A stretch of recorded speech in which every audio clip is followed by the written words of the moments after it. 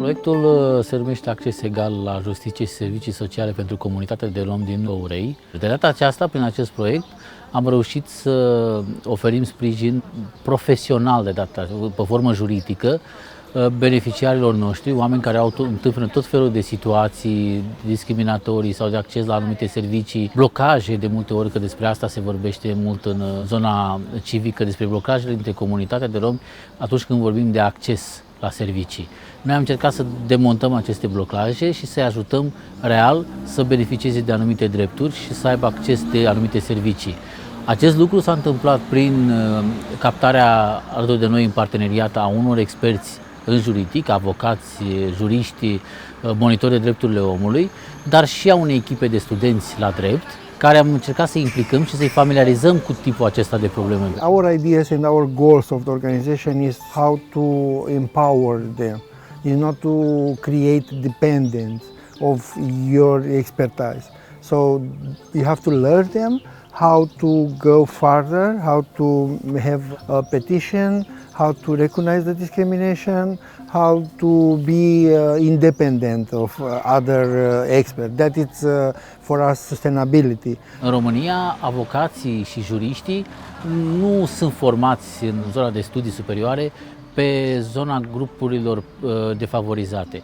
Și, din păcate, este doar al nostru să încercăm să-i aducem în această zonă și să le explicăm cum se întâmplă lucrurile și de ce e nevoie să înțeleagă cât mai multe despre această comunitate, să cunoască comunitatea respectivă. Pentru că a fi avocat nu înseamnă doar să reprezinți un client care să citești dosarul, trebuie să înțelegi puțin și cultura a clientului tău și mai multe aspecte care fac diferența de multe ori într-un proces. We also targeting small local organization, and one of our big success is how to empower Dan Rom to be local, recognized like a human rights defender. Am lansat și o broșură care cred eu că este esențială și pentru romi și pentru neromi, totul despre discriminare și rasism.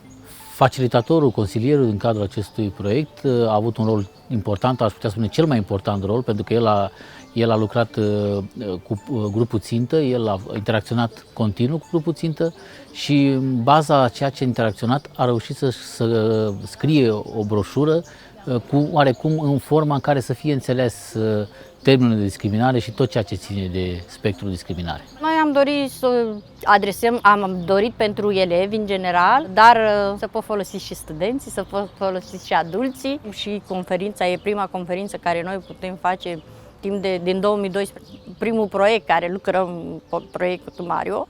Sperăm ca și în viitor să avem la fel de multe proiecte și oarecum fenomenul ăsta de discriminare, de marginalizare, de rasism să dispară.